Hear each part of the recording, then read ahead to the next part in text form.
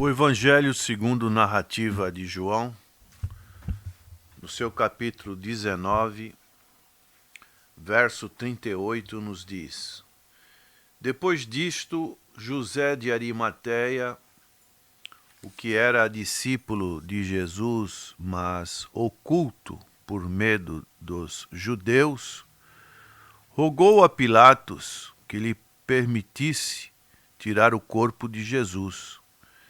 E Pilatos lhe permitiu. Então foi e tirou o corpo de Jesus. E foi também Nicodemos, aquele que anteriormente se dirigira de noite a Jesus, levando quase 100 arretéis de um composto de mirra e aloés. Tomaram, pois, o corpo de Jesus e o envolveram em lençóis com as especiarias, como os judeus costumavam fazer na preparação para o sepulcro. Havia um horto naquele lugar onde fora crucificado, e no horto um sepulcro novo, em que ainda ninguém havia sido posto. Ali, pois, por causa da preparação dos judeus e por estar perto aquele sepulcro, puseram a Jesus. Essa é uma passagem bíblica que quase não ouvimos nenhuma mensagem. Geralmente, nós olhamos muito para, e devemos olhar sim, para Hebreus capítulo 11, onde encontramos a galeria, os anais dos chamados heróis da fé. Realmente são pessoas que se destacaram em suas épocas e tiveram seus nomes gravados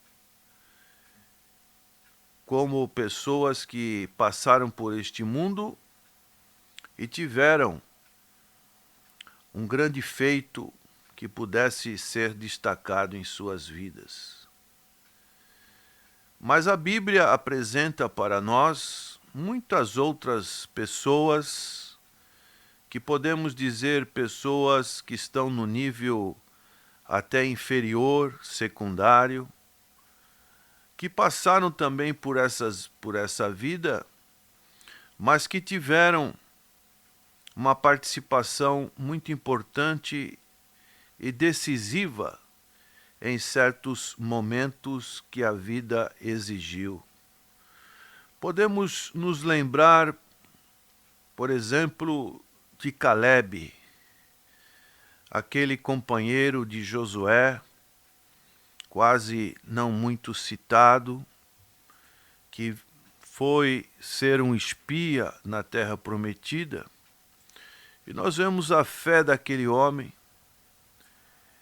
que, na sua época, demonstrou uma participação muito importante, crendo nas promessas de Deus e crendo que Deus poderia dar vitória para o povo de Israel nessa empreitada na Terra Prometida. Podemos nos lembrar de outros como Jonatas, companheiro de Davi, filho de Saul, um nome também muito pouco citado, mas um nome honrado. Também podemos citar o caso de Ruth e Noemi. Então, nós vemos no decorrer da palavra de Deus vários nomes de pessoas que não foram catalogadas para a galeria dos heróis da fé, mas foram pessoas importantes. E talvez, prezado ouvinte, você se sinta dessa maneira, achando que você não tem importância. Mas devemos entender que nós servimos a um Deus extraordinário, um Deus magnífico, poderoso. E Ele não olha como olha o homem. E Deus, sendo extraordinário, Ele pode fazer também sobre a sua vida coisas extraordinárias, que você talvez ainda não tenha nem pensado. Deus pode fazer através da sua vida algo extremamente poderoso. Por exemplo, o fato de você levar uma pessoa a Cristo, a salvação, você quer ato mais sublime e maravilhoso de você ser um agente nas mãos de Deus para levar o conhecimento da verdade que liberta, que salva, para uma alma que o Senhor Jesus disse que uma alma vale mais do que o mundo inteiro? Então não se prenda nos valores que a mídia, que as pessoas de uma certa forma glorificam, falam, porque se você está na mão de Deus, Deus pode fazer coisas tremendas na sua vida. Isso nós vemos nesse texto aqui, no momento da vida e da obra e da existência humana de nosso Senhor e Salvador Jesus Cristo. Depois da sua morte na cruz do Calvário, o seu corpo era algo rápido que tinha que ser feito, porque logo chegaria o sábado e o seu corpo teria que ser retirado da cruz. E agora? Quais as providências dignas para que o corpo de Cristo pudesse ser sepultado? Cadê os discípulos? Esses homens que seriam esses heróis no Novo Testamento. Cadê as mulheres? Então era uma situação em que nós vemos duas pessoas que se destacaram e foram extremamente importantes no momento do enterro de nosso Senhor Jesus Cristo. Nós vemos que essa passagem ela é repetida pelos outros 3 evangelhos sinóticos. Então, podemos ver que há pessoas neste mundo confiáveis e úteis, enquanto as circunstâncias são boas. Mas, diante dos problemas que podem aparecer, das dificuldades repentinas que a vida pode apresentar, essas pessoas parecem que fraquejam, elas se amedrontam, elas fogem, elas ficam no lugar de conforto, numa zona de conforto e não querem enfrentar certas questões decisivas que precisam ser enfrentadas. Há outras cujos problemas e perigo parecem brotar o que elas têm de melhor dentro de si. Tais pessoas, nestas circunstâncias, mostram-se à altura da situação e elas demonstram a coragem que não se tinha visto nelas até então. E nós podemos exemplificar bem no caso de José de Arimateia e de Nicodemos. O texto nos fala que José de Arimateia era um discípulo de Jesus, mas oculto. Por que oculto? Porque ele tinha medo dos judeus. Ele era membro do Sinédrio, que era a casa das leis, 71 juízes que davam as ordens em Israel, especialmente no sentido religioso. E essa pessoa, então, tinha receio de ser identificada como um discípulo do Senhor Jesus Cristo. Outro que nós encontramos é Nicodemos, chefe dos judeus, fariseu, membro também deste conselho, desse sinédrio, mas que, assim como José, que era um homem rico, membro deste conselho, um homem que era justo, praticante da Torá, uma espécie de uma semelhança com Jó no Novo Testamento.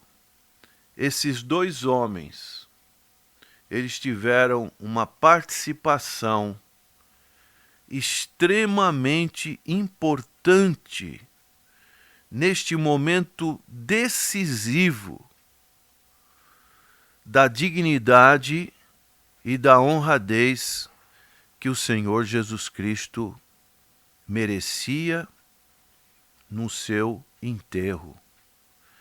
Então nós vemos um exemplo para os nossos dias também, quando vamos enterrar os nossos entes queridos, pessoas que passaram por esta vida, a importância que a palavra de Deus dá para este momento de dor, este momento de separação, a dignidade que precisa ser realizada no momento do sepultamento da pessoa. E nós podemos ler uma palavra profética de Isaías 53, verso 9, a profecia de Isaías mostrando até como o Senhor Jesus seria sepultado. E puseram a sua sepultura com os ímpios e com o rico na sua morte, porquanto nunca fez injustiça, nem houve engano na sua boca. O rico, a morte, profetizava o sepultamento decente e honrado do Senhor Jesus Cristo na tumba de José de Arimateia. E nós sabemos que essa tumba, este lugar, que era numa pedra, numa rocha, nunca tinha tido um outro sepultamento. Era um lugar que nós não sabemos como foi providenciado, se já existia ou não, que José de Arimateia, ele dirigiu-se resolutamente a Pilatos e pediu o corpo do Senhor Jesus Cristo. Então, um homem que antes estava um tanto que oculto, ele teve uma audiência com a autoridade mais importante daquela região, que foi Pilatos. Como poderia ser um homem chegar próximo de um governador e romano e ter uma audiência tão rápida e dizer para Pilatos que, se lhe permitisse levar o corpo de Cristo, e assim ele levou aquele corpo do Senhor Jesus para ser sepultado. E João nos diz a respeito também do outro personagem, que é Nicodemos, um fariseu que Nicodemos levou quase 100 arratéis de um composto de mirra e aloés, algo de extremo valor, para perfumar, para conservar, para embalsamar o corpo do Senhor Jesus Cristo. Então, duas pessoas que tinham uma posição de um poder aquisitivo alto, mas que foram decisivas no momento em que o Senhor Jesus Cristo tinha que ser dignamente sepultado. Essas duas pessoas não ficaram ausentes neste momento mais importante, podemos assim dizer, na vida, na história do Senhor Jesus Cristo. Essas duas pessoas foram extraordinárias para que todo esse processo digno do Filho de Deus encarnado pudesse ser agora cumprido ali no Jardim de José, um lugar preparado para esse sepulcro, que no grego seria menemeu, como sepulcro, nunca é o lugar da alma. Então, ali envolto num lençol, o Senhor Jesus Cristo foi levado para este lugar. O que nós podemos aplicar em nossas vidas? Que nos momentos mais importantes das nossas vidas, diante de circunstâncias inesperadas, nós possamos não estarmos ausentes, omissos, porque podemos ver que José de Arimateia, como Nicodemos, poderiam estar, bom, agora ele morreu, não tem mais nada que se fazer, eu estou aqui na minha zona de conforto e agora lavo as minhas mãos também. Daqui a um tempo eu vou ter uma audiência com o Sinédrio, com Pilatos. Eles poderiam ter esse comportamento indiferente, mas não. Eles tiveram um comportamento, um ato de coragem nas mais difíceis circunstâncias. Eles foram úteis, não fraquejaram, demonstraram admiração pelo Senhor Jesus Cristo, confessaram a sua fé na pessoa do Senhor Jesus Cristo.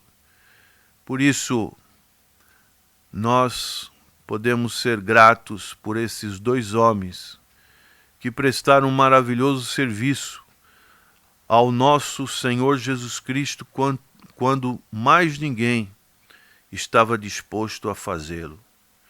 Que você, apesar de se sentir-se um anônimo para este mundo, mas não um anônimo para Deus, você também possa se apresentar no momento decisivo em que o Evangelho de nosso Senhor Jesus Cristo está sendo pregado você saia da sua zona de conforto, da sua acomodação, e que você possa levantar a bandeira do Evangelho, demonstrando toda a sua fé no Senhor Jesus Cristo. Amém.